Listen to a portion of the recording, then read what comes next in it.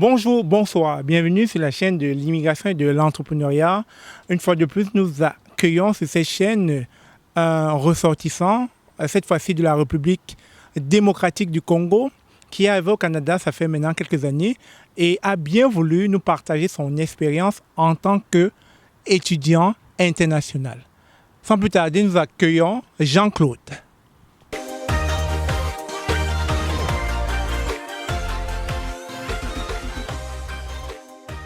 Alors, Jean-Claude, Oui, comment vas-tu? ça va très bien. Et toi? Ah, ça va, super. Ça fait plaisir de te voir sur la chaîne. Le plaisir est partagé. Je suis honoré Tout à fait. d'avoir l'invitation. C'est nous qui sommes honorés aussi parce que le plus important, c'est justement de partager avec nous ton témoignage. Parce que chaque fois, je dis sur la chaîne, prenez votre place et tu fais partie de ces immigrants qui ont compris cela et qui est arrivé ici il y a quelques années et Oui. qui a souffert, comme la plupart des immigrants, Exact. de la réalité, qui peut souvent être triste, qui peut souvent être challengeant, qui peut souvent être difficile. Mais néanmoins, tu as pu braver toute cette réalité pour Ouais. pouvoir finalement être à ton aise. Exact. Mais avant tout, on voudrait avoir un témoignage de tout ton parcours, de tout ton processus en tant qu'immigrant international Oui, qui est venu en tant que, avec un permis d'études. exactement. Alors, qui est Jean-Claude? Jean-Claude vient de la République démocratique du Congo. J'ai étudié comme programmeur. Donc, je suis dans le domaine informatique.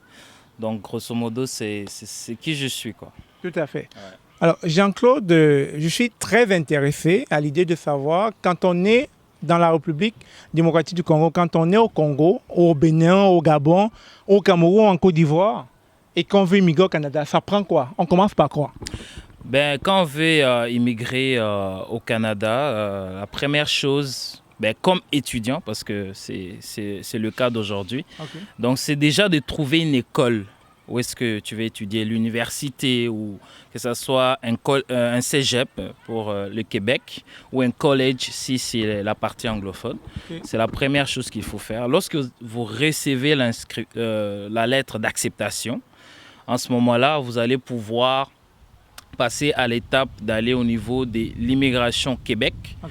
si c'est de la province de Québec votre destination, Ok. et vous allez recevoir ce qu'on appelle un certificat d'acceptation du Québec, Du Québec, le CAQ. les CAQ. Tout à fait. Donc après cette étape-là, avec ces certificats d'acceptation du Québec, vous allez au niveau de l'immigration Canada pour recevoir votre permis d'études et votre visa aussi pour pouvoir rentrer au Canada quand vous allez arriver. Super, super.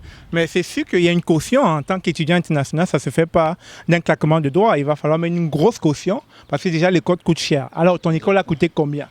Alors moi, mon école, c'est vrai que ça a évolué. Je sais qu'en premier lieu, par session, c'était 5 500. Donc c'est vraiment dispendieux donc, Ouais. en tant qu'étudiant international. Ouais. Et je sais que quand j'ai finissé, la session était à 7 000 $ par Ok. session. Mais déjà, pour vous rassurer, on ne paye pas l'école en un coup. Ça se paie à chaque session. Ça se paie, par exemple, si son école c'est 3 ans, il ne va pas payer les 3 ans, il va payer la première année d'abord pour pouvoir immigrer. Oui. Donc, Donc en fait, le paiement se font, comme tu l'as dit, par session. ok. Donc c'est à chaque session, tu vas devoir débourser, comme là, à l'époque, 5 500 Ok. pour la première session. Il y a 2 sessions par année et l'autre session aussi, tu payes ainsi de suite. Donc, ce n'est pas tous les 3 ans que tu vas payer tout d'un coup. Et même encore, que quand tu es encore dans ton pays, Ouais. tu ne vas pas payer les frais. Donc, tu fais tous les démarches sans payer. C'est quand tu arrives Ok. sur le territoire que tu vas maintenant payer pour ta première session. Tout à fait. Ouais. Alors là, tu arrives comme étudiant international, tu commences tes cours, mais est-ce que tu avais un permis de travail? Parce qu'en tant qu'étudiant, vous savez, vous pouvez travailler seulement 20 heures, pas plus. Mais est-ce que tu avais cette possibilité-là? Oui, donc quand je suis arrivé, donc c'était vraiment possible d'avoir un permis de travail qu'il fallait demander de façon séparée. Ok. Après quelques temps, c'était juste inclus avec ton permis d'études, tu avais directement le droit de travailler. Donc effectivement, il fallait demander un permis de travail, il fallait aussi demander un permis pour le stage. Ça, c'était autre chose. Donc c'était les deux qu'il fallait avoir. Donc effectivement, durant la session, tu avais droit à travailler que 20 heures, pas plus. Mais pendant les vacances, l'été, tu pouvais aller temps plein, donc faire du 40 heures et même plus. Alors, toujours dans ce méli-mélo entre les études et le travail en temps partiel, quand tu finis tes études, est-ce que tu as des débouchés? Est-ce que dans le domaine dans lequel tu es venu étudier, une fois que tu as fini, tu as eu un boulot aussitôt? Oui, donc les domaines informatiques, c'est très prisé ici. Ok. Donc l'emploi, vraiment, c'est pas compliqué. Donc ça va dépendre du choix de domaine. Donc, mais sinon, pour l'informatique, ça a bien été. Donc ça se passe très bien. Ouais. Tout à fait. Ouais. Alors, Jean-Claude pourra répondre à vos questions. Ce n'est pas en direct, mais dans les commentaires de cette vidéo, mettez vos questions. Mettez toutes vos questions et Jean-Claude passera, il pourra répondre à vos questions en lien déjà avec quel est le processus pour pouvoir immigrer en tant que travailleur, en tant qu'étudiant autant pour moi et combien est-ce que ça lui a coûté comme caution. Et puis, comme je dis une fois, ça dépend à chaque fois du domaine d'études dans lequel vous voulez évoluer. Et puis, en tant qu'étudiant international, quels sont les petits boulots qu'il a eu à faire? Il pourra répondre à ces questions. Justement, on ira même déjà lui poser l'une de ces questions. En tant qu'étudiant, quels sont les boulots qu'on peut faire? Alors, quand tu arrives, là, très important, ici au Canada, ce qui est important, c'est l'expérience de travail. Ce n'est pas le diplôme que tu as obtenu vraiment qui compte, c'est l'expérience. Donc, les gens qui ont eu déjà travaillé, même si ce n'est pas directement dans le domaine, ont beaucoup plus de chances d'être engagés lorsqu'ils sont face à un employeur. Donc, c'est très important quand tu viens, de pouvoir à temps partiel, vraiment dans la mesure du possible, de te trouver un emploi, que ce soit dans la restauration, que ce soit, peu importe ce qui est là, ce qui est disponible et facile en tant qu'étudiant, donc de pouvoir chercher ça. Mais quand tu avances selon ton domaine d'études, c'est possible aussi de travailler à temps partiel dans ton domaine, mais comme étudiant dans une entreprise quelconque. Donc, j'encourage vers la fin de vos études, même avant le stage, n'hésitez pas, quand vous avez acquis l'expérience dans la restauration, l'expérience, je ne sais pas, dans la plonge, peu importe, d'aller vous essayer. C'est ce que j'ai fait dans une compagnie, dans mon domaine, puis j'ai eu l'opportunité déjà de travailler comme étudiant programmeur junior avant de finir. Super, super. Alors, j'avais une question à te poser. On peut quand même voir qu'il y a beaucoup de difficultés en tant qu'étudiant international. Ouais. La difficulté déjà de l'école qui coûte assez cher. Exactement. Et ensuite, pendant que tu étudies, tu fais des petits boulots. Ce n'était pas pénible, ce n'était pas difficile. Et pourquoi tu faisais ces petits boulots? Est-ce que tu étais obligé de les faire? Voilà, donc je faisais ces boulots-là. C'est vrai que c'est pas facile quand on n'a pas surtout des soutiens. Donc moi, j'avais cette grâce d'avoir les parents qui me soutenaient pour la caution qui était très élevée. Je ne pouvais pas. Donc c'est très important vraiment à ces niveaux-là.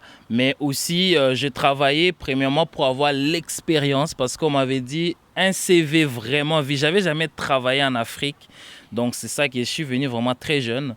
Donc, je n'avais jamais travaillé. Donc, moi, je voyais ces dangers-là d'être face à un employeur quand je finis, puis de ne pas être en mesure d'être engagé. Donc, j'ai vraiment eu ça comme motivation pour pouvoir travailler. Et en même temps, ce qui était le fun, j'avais de l'argent dans la poche. Donc, je me faisais des économies. C'était vraiment, ça m'a dépanné. Je me souviens même qu'à un moment, j'avais dit aux parents de ne plus m'envoyer l'argent pour la nourriture, une partie de loyer aussi, j'avais divisé par 2. Donc c'était vraiment une chose qu'ils ont vraiment appréciée parce que je travaillais ici. Alors, Jean-Claude, tu es étudiant international quand tu y arrives. Oui. Tu finis tes études, tu trouves un emploi, mais maintenant, est-ce que tu es toujours ici au Canada en tant qu'étudiant international, un étranger, ou est-ce que tu es en train de changer ton statut pour devenir résident permanent? Et si oui, qu'est-ce que ça prend? Voilà, donc après les études, donc là je suis en processus. J'ai d'abord un permis de travail. Donc ce permis de travail va te permettre de pouvoir continuer à travailler et à séjourner dans la légalité dans le pays. Donc tu changes des statuts. Après ça, tu demandes maintenant tu fais ta demande pour la résidence. Pour notre cas, nous sommes dans la province du Québec. Donc, j'ai dû demander d'abord au niveau de l'immigration du Québec ma résidence. Donc, on appelle ça le certificat de sélection du Québec. Oui. Donc j'ai dû demander ça. Donc ça, c'est déjà obtenu. Maintenant, je suis maintenant en attente au niveau de l'immigration au Canada. Ça prend vraiment beaucoup de temps, sans parler de la pandémie. Ça a allongé les choses. Donc, mais je suis déjà en train de travailler. Donc, c'est ça qui est intéressant. Donc, avec ton permis de travail, tu fais ta vie. Donc, Alors, on va récapituler. Jean-Claude arrive ici comme étudiant international, il finit ses études, il trouve un emploi. Alors, vous posez tout le temps ce genre de questions. Comment est-ce qu'un étudiant peut devenir résident permanent? Il va falloir, au terme de vos études, trouver un emploi. Assurer un emploi qui vous fera changer votre visa étudiant en visa travailleur. Visa étudiant en visa travailleur. Une fois que vous devenez travailleur temporaire, c'est ce qu'on appelle, c'est comme ça que ça s'appelle, vous allez devoir demander, appliquer pour changer le statut de travailleur temporaire pour devenir un résident permanent. Et actuellement, il est dans ce cas de scénario, il est travailleur temporaire parce qu'il a un contrat de travail après ses études. Et maintenant, au niveau de l'immigration, il a un statut de travailleur. Il n'est pas résident permanent, il n'est plus étudiant. Et pour pouvoir devenir résident permanent, il va falloir introduire une demande pour le CSQ, qui est le certificat de sélection du Québec, pour ceux qui vivent dans la province du Québec. Et une fois qu'il aura reçu son CSQ, il pourra maintenant, au niveau du fédéral, demander la résidence permanente. Et une fois que cela lui sera accordé, il pourra devenir pleinement résident permanent et jouir de ce privilège dont je parle.